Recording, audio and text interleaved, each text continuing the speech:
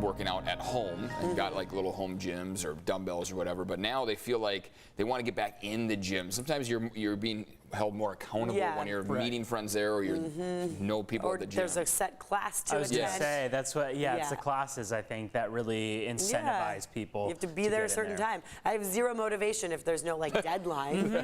Well, and same thing, like when the going gets tough when I'm at the gym, I'm like, all right, time to be done with the workout for the day, whereas in the middle of a class, it's a lot harder to, exactly, to just get up and go. So sometimes I'll be like, I'm going to do 4 miles of running today, and then after mile 2, I'm like, that's enough for me for today.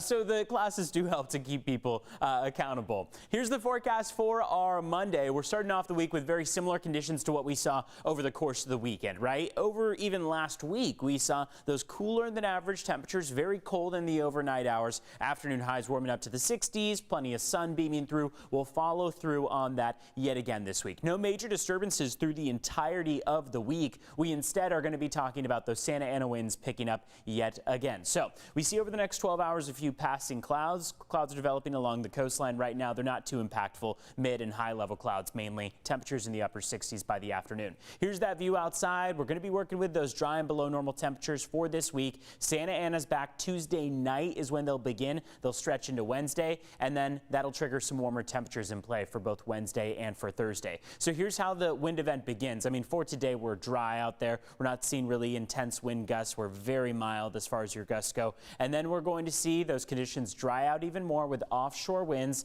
Conditions are going to start to change primarily across the mountains first, where we'll climb into the 30 and 40 mile per hour range, and then county-wide into Wednesday. Wednesday all day, we're going to be seeing those gusts in the 20 and 30 mile per hour range sustained, with gusts around 50 miles per hour. This afternoon, we're going to be primarily in the 60s, 66 for Carlsbad, 69 for Escondido, and 68 for Ramona. Only one high in the 70s with El Cajon making it to 71 degrees. On the 8-day, you see how we get that little bit of a boost by the middle of the week with those Santa Anas in play. A high wind watch taking effect for late Tuesday into Wednesday, but we'll see those dry conditions persist all the way through the next 8 days. Temperatures do drop back down to the 60s. We'll get back onto that trend of cooler overnight lows as well, but expect those dry conditions by the middle of the week and gusty winds primarily over your inland valleys and your mountaintops.